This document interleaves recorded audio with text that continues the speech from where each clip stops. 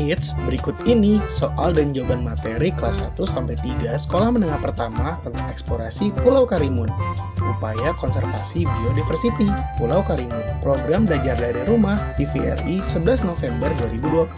Pastikan ajak orang tua atau kakakmu untuk berdiskusi ya. Yuk kita simak soal dan jawabannya. Pertanyaan nomor 1.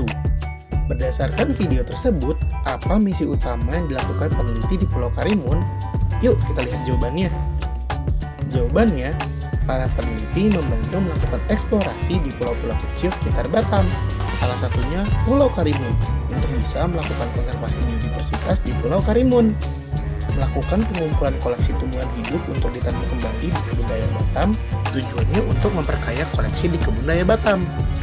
Selain itu, bertujuan juga untuk mengungkap tentang keanekaragaman flora dan fauna yang ada di Pulau Karimun, serta berharap supaya semua flora dan fauna yang ditemukan bisa menjadi bahan pembelajaran nantinya. Sebelum kita lanjut videonya, jangan lupa klik tombol subscribe dan tombol loncengnya ya. Pertanyaan nomor 2. Apa saja aktivitas penelitian yang dilakukan di Pulau Karimun? Yuk kita lihat jawabannya. Jawabannya, pertama, melakukan penelitian terhadap tumbuh-tumbuhan di Pulau Karimun. Lalu melakukan pengamatan terhadap tumbuhan yang ada. 3. Mengambil sampling tanaman di pulau wilayah Karimun dan akan ditanam kembali di hutan kebun raya Batam. 4. Mencari tahu manfaat setiap tanaman. 5. Mencari data dari warga sekitar tentang flora dan fauna di sekitarnya.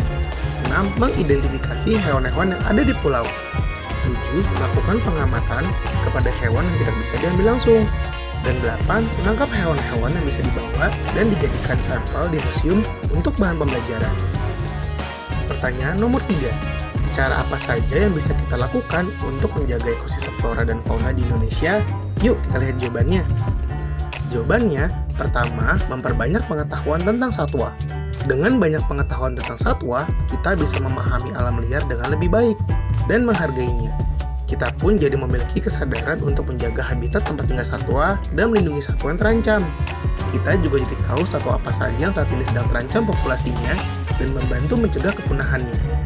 Kita bisa membagikan pengetahuan tentang satwa yang harus dilindungi kepada teman dan keluarga, agar lebih banyak orang tahu tentang pentingnya melestarikan alam. 2. Tidak mendukung kegiatan yang merusak lingkungan. Penebangan dan perburuan liar merusak habitat dan ekosistem di alam. Penebangan liar bisa merusak habitat hewan, sehingga hewan kesulitan mencari makan dan berkembang biak sehingga populasinya terancam. Kemudian, banyak hasil perburuan liar hewan yang dijadikan produk keperluan manusia, seperti pakaian atau obat-obatan. Semakin banyak orang menggunakannya bisa semakin mengancam populasi hewan. Sebaliknya, kita perlu mendukung kegiatan yang menjaga habitat satwa, seperti reboisasi hutan dan mencegah kebakaran hutan, juga program perlindungan satwa langka. Kita juga harus turut menjaga bumi dari dampak perubahan iklim, karena keberlangsungan hidup satwa juga dipengaruhi oleh perubahan iklim akibat pemanasan global.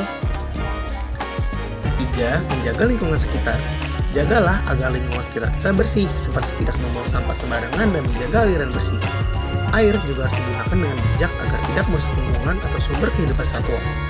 Kemudian, usahakan untuk tidak membuang terlalu banyak sampah dari barang sekali pakai dan gunakan kembali barang-barang yang bisa digunakan. Ini menjaga bumi yang jadi tempat tinggal makhluk hidup termasuk para satwa. 4. Mengunjungi taman nasional. Kita bisa belajar lebih banyak tentang satwa dengan melihat langsung satwa di alam liar, seperti taman nasional, suaka marga satwa, atau tempat konservasi hewan lain yang boleh dikunjungi. Ingat ya, tujuannya adalah untuk mendukung perlindungan satwa di habitatnya dan melihat bagaimana mereka hidup di alam liar. 5. Menanam tumbuhan lokal. Tumbuhan apa saja yang asli di daerah tempat tinggalmu? Kita bisa menanam tumbuhan lokal agar menambah populasinya. Tumbuhan itu bisa menjadi habitat baru bagi satwa liar di lingkungan tempat tinggalmu. Menanam tumbuhan lokal juga bisa mengundang serangga lokal seperti lebah dan kupu-kupu yang membantu penyerbukan. Ini bisa membantu keberlangsungan ekosistem alam di wilayah tempat tinggalmu.